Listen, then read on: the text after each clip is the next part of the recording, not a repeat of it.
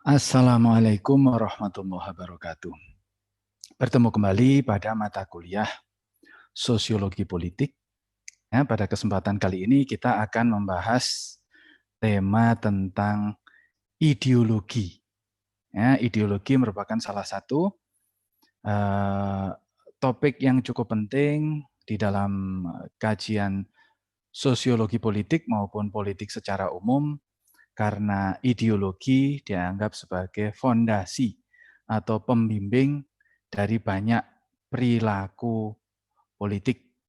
Ya, kita akan lihat bagaimana dan apa itu ideologi politik.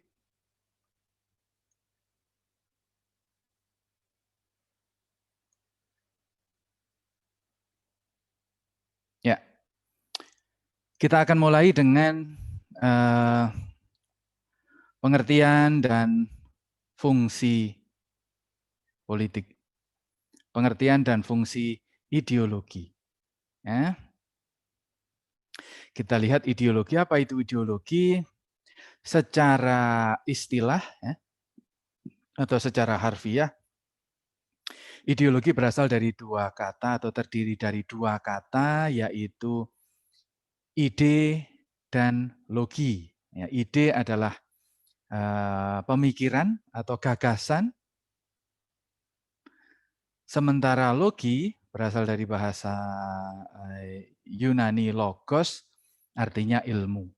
Ya, ini bisa kita temukan istilah logi itu digunakan untuk menamai sebuah disiplin ilmu, ya misalnya sosiologi, ilmu tentang masyarakat, antropologi, ilmu tentang budaya, biologi, ilmu tentang fisik, ya, atau ilmu tentang kehidupan, ya. Apalagi banyak lagi disiplin ilmu yang dinamai dengan akhiran logi. Nah, ideologi itu pada awalnya muncul sebagai upaya untuk membuat sebuah disiplin yang membahas tentang ide-ide atau tentang gagasan-gagasan. Jadi ada seorang pemikir Prancis namanya Destutt de Tracy, mencoba untuk membangun sebuah disiplin tentang pemikiran, yang disiplin ilmu itu dia namakan sebagai ideologi. Ya, tetapi pada waktu itu kemudian Destutt de Tracy ini karena kajiannya adalah kajian ideologi, dia banyak menganalisis pemikiran orang-orang, pemikiran kelompok-kelompok, dan dalam perkembangannya dia banyak membuat orang tidak suka. Ya, kalau pemikiran kita dikaji-kaji atau dianalisis itu tidak semua orang suka, terutama para penguasa. Nah, dia hidup di zamannya Napoleon di Prancis. Napoleon tidak suka dengan de Tracy dan teman-temannya yang mengembangkan kajian ideologi ini. Akhirnya Napoleon dan para pendukungnya mencoba mendiskreditkan disiplin ilmu ideologi ini sebagai disiplin kasak kusuk. Ya, sehingga pada akhirnya ideologi ini gagal menjadi sebuah disiplin ilmu.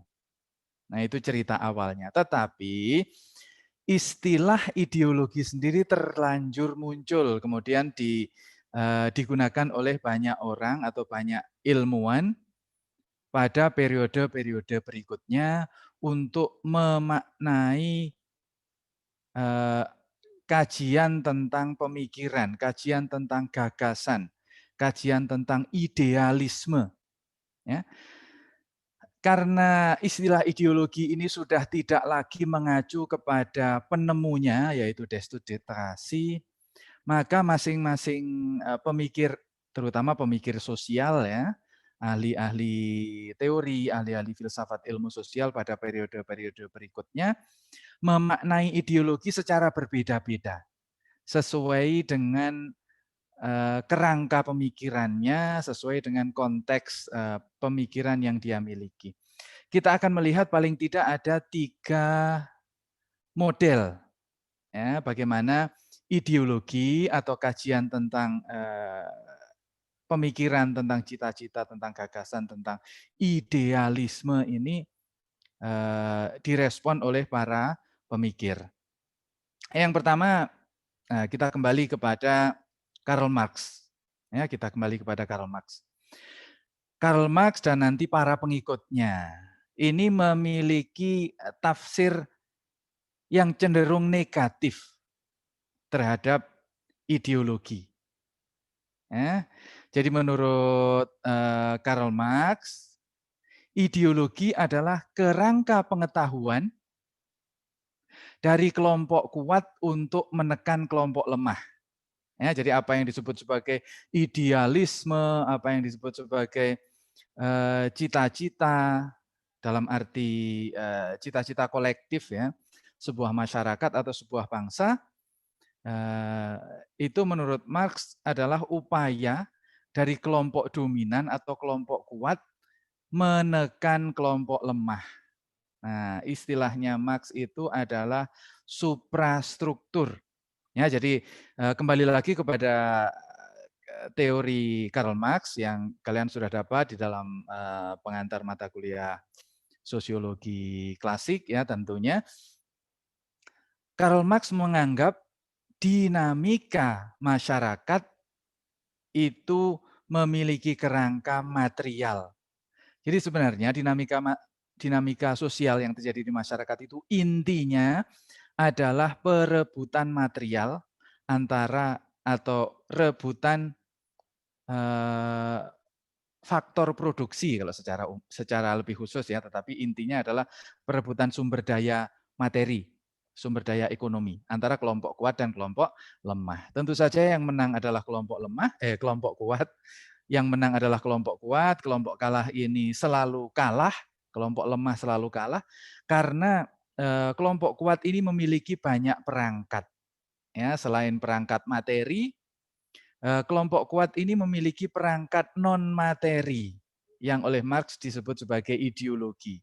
Ideologi ini upaya untuk membenarkan bagaimana kelompok kuat menguasai materi. Adalah cara kelompok kuat untuk membenarkan diri supaya kelompok lemah ini tidak protes. Contoh misalnya sejarah. Ya. Sejarah sebuah bangsa. Sejarah itu pasti akan memunculkan pahlawan.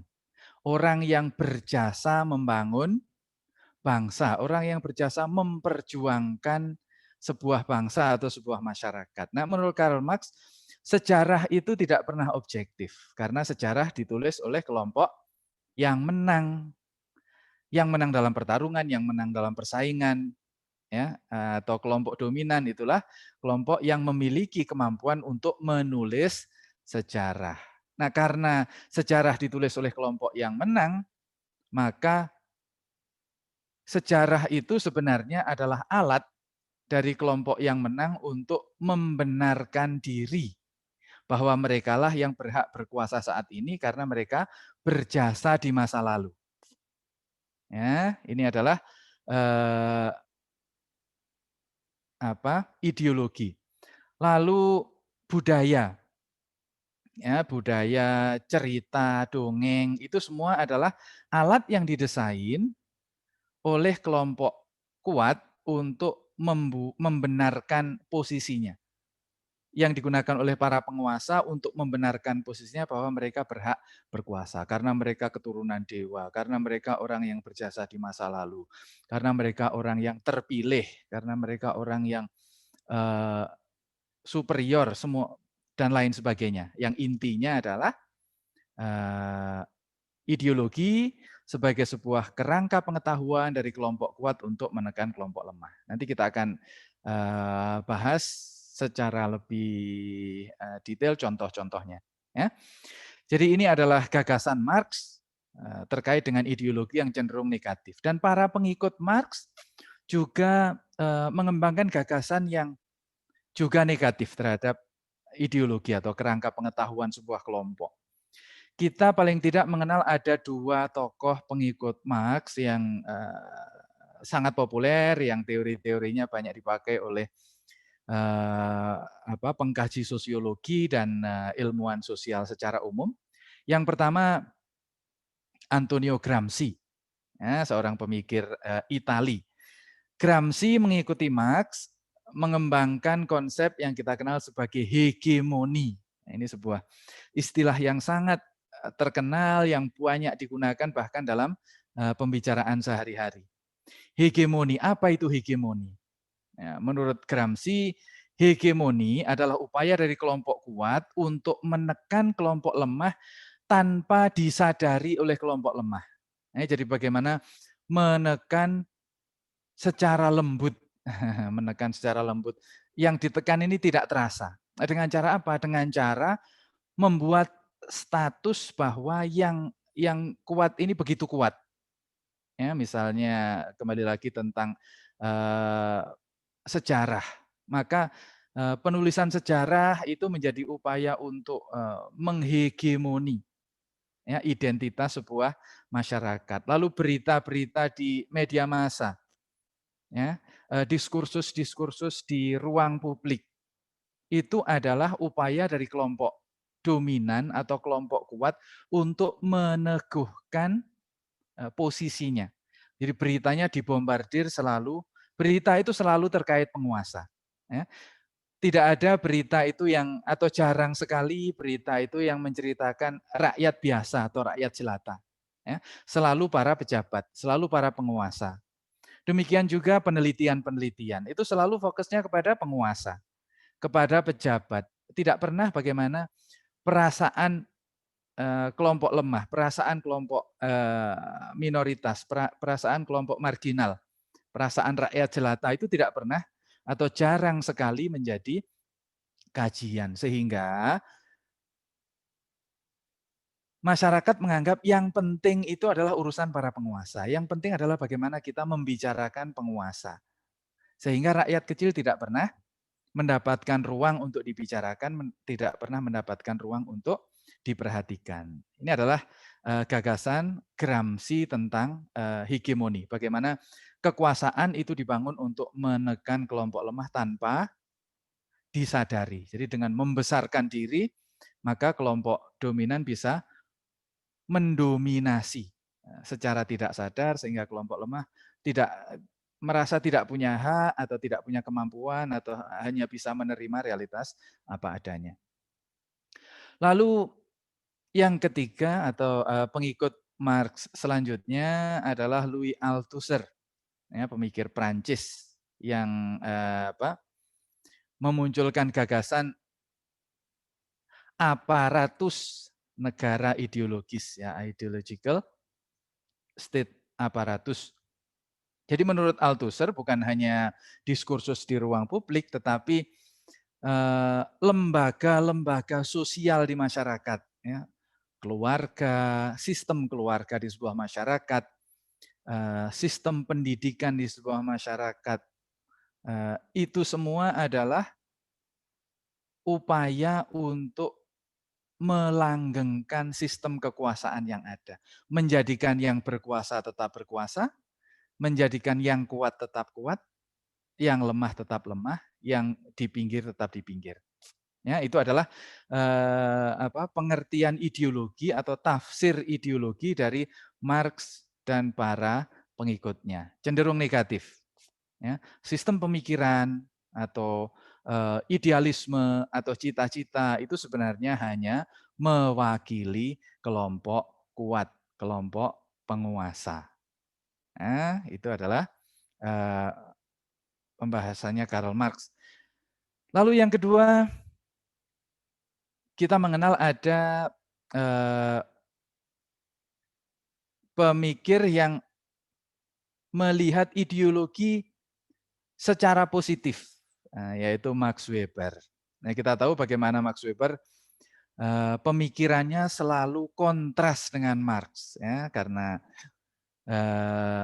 Max Weber ini ketika menulis karya-karyanya, kata para sejarawan, sedang berdebat dengan arwah Karl Marx, membantah tesis-tesisnya Karl Marx, sehingga pemikiran Weber itu selalu kontras. Kalau Karl Marx mengatakan ideologi itu negatif, Weber mengembangkan gagasan bahwa ideologi itu positif sebagai bentuk rasionalitas perilaku kolektif masyarakat. Nah, ini kembali lagi kalau kita ingat teori-teorinya Max Weber tentang perilaku, itu ada 3, perilaku yang berorientasi nilai, Wertrationalität, Wert rasional, lalu ada rasionalitas instrumental ya, cuek rasional, lalu rasionalitas yang berbasis solidaritas. Nah, jadi menurut Max Weber, ideologi adalah sistem nilai yang dimiliki oleh sebuah masyarakat untuk membimbing perilakunya. Ya, agama, budaya, kisah-kisah kepahlawanan, ya, nilai-nilai kearifan dari sebuah masyarakat itu adalah sistem nilai yang membimbing perilaku. Dan perilaku yang dibimbing oleh nilai itu adalah perilaku yang sepenuhnya rasional. Jadi bukan hanya dari upaya untuk upaya kelompok penguasa untuk mendominasi kelompok lemah, tetapi itu adalah sistem nilai yang mencerminkan kebaikan-kebaikan di sebuah masyarakat. Ya, nanti kita lihat bagaimana sebuah ideologi itu memiliki komponen-komponen yang menjadi tonggak-tonggak bagi perkembangan sebuah masyarakat dari perspektif tertentu. Ya, jadi nanti kita akan berkenalan dengan jenis-jenis ideologi. Nah, tapi sebelum itu kita melihat di sini bagaimana Max Weber menjadikan ideologi sebagai sesuatu yang positif, ya, sebagai sebuah bentuk idealisme yang dibangun oleh sebuah masyarakat. Karena masyarakat itu adalah sebuah struktur, ya, masyarakat itu bukan hanya kumpulan orang, tetapi memiliki sebuah struktur, ya, dan masyarakat itu punya orientasi. Ada orientasi masa lalu yang disebut sebagai memori dan ada orientasi masa depan yang disebut sebagai visi. Nah, baik memori maupun visi itu dibangun berdasarkan nilai. Dan nilai ini merupakan endapan atau rekaman dari pengalaman dan dinamika sebuah masyarakat. Nah, ini adalah gagasan yang dikembangkan oleh Max Weber. Jadi ideologi itu ada yang menafsirkan negatif, ya, tetapi ada juga yang menafsirkan secara positif, yaitu kontras antara Karl Marx dan Max Weber. Dalam perkembangannya nanti terutama di dalam disiplin ilmu politik dan ilmu ekonomi, ya, ideologi ini juga dilihat cenderung positif, ya. Misalnya para ahli politik dari Amerika yang mengembangkan behavioral sciences, behavioral social sciences atau ilmu sosial behavioral, ilmu politik, ilmu ekonomi itu melihat ideologi sebagai upaya komunikasi politik, ya, sehingga ideologi ini punya nilai positif sebagai upaya dari sebuah masyarakat atau sebuah bangsa berkomunikasi atau mengekspresikan gagasannya, ya, terkait dengan kehidupan bersama. Oke, selain 2 ini masih ada satu lagi, ya, tafsir tentang ideologi yang cenderung netral. Yang ini yang dikembangkan oleh antropolog ahli tentang pemikiran Indonesia terutama Jawa dan Bali, yaitu Clifford Geertz. Di dalam salah satu artikelnya yang terkenal, Clifford Geertz menulis bahwa ideologi merupakan sistem budaya. Ya, apa itu sistem budaya? Sistem budaya adalah kerangka simbolik untuk memfasilitasi interaksi dan komunikasi di dalam sebuah masyarakat sehingga menjadikan kehidupan itu memiliki makna. Ya, karena masyarakat itu bukan hanya kumpulan manusia, tetapi kumpulan manusia yang punya struktur, punya masa lalu, punya visi masa depan, dan punya hierarki, maka komunikasi di antara mereka itu menggunakan simbol-simbol. Ya, bagaimana kelompok kuat berkomunikasi dengan kelompok lemah, orang tua dengan orang muda, satu keluarga dengan keluarga yang lain, satu suku dengan suku yang lain, itu menggunakan simbol-simbol atau ungkapan-ungkapan untuk mempermudah memahami struktur.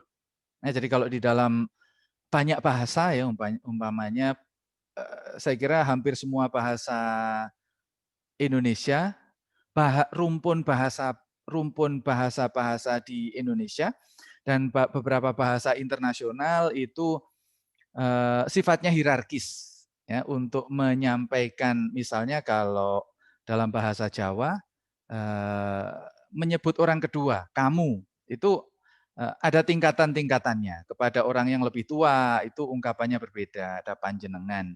Lalu orang yang setara ada sampean, yang lebih rendah lagi kowe. Ya. Itu adalah bentuk simbolik bagaimana orang Jawa berkomunikasi. Ya. Demikian juga kalau dalam bahasa Jerman itu ya, kalau Anda dalam bahasa sopan itu Sie. Sementara kalau yang lebih informal itu Du. Itu untuk menyebut kamu berbeda. Jadi kalau dengan profesor, dengan orang yang lebih tua itu Sie. Tapi kalau dengan teman atau yang lebih muda itu Du. Nah, bahasa Perancis juga begitu. Mirip dengan bahasa Jerman, sifatnya hierarkis. Ya, itu adalah satu model bagaimana sebuah masyarakat membangun sistem simbol. Ya, untuk menjelaskan posisi seseorang di mana.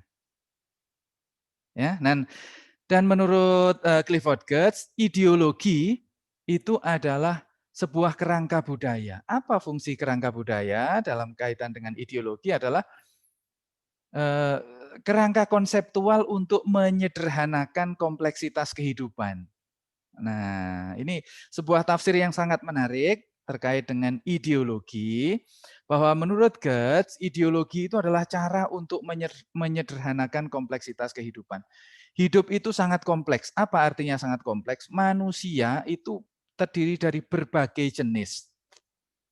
Ya, baik yang hidup di masa lalu, yang hidup di masa kini, itu sukunya berbeda-beda, bangsanya berbeda-beda, perilakunya berbeda-beda, kondisi materialnya berbeda-beda, bahkan kondisi fisiknya berbeda-beda, sehingga kadangkala menjadi tidak praktis atau sering membingungkan ketika kita harus berbicara tentang masyarakat. Nah, untuk menyederhanakan itu, sebuah masyarakat kemudian mengembangkan sistem simbolik ya, untuk menyederhanakan kompleksitas itu.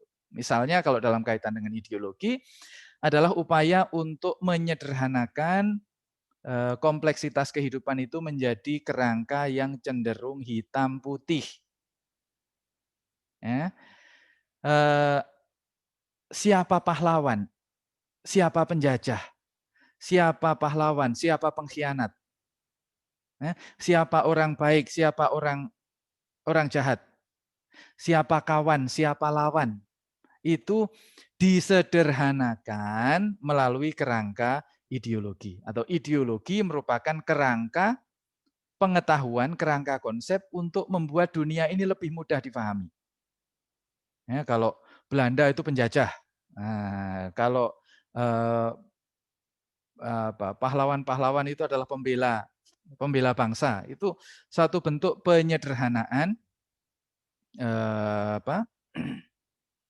Penyederhanaan realitas. Ya, kalau dalam bahasa agama, politik Islam itu ada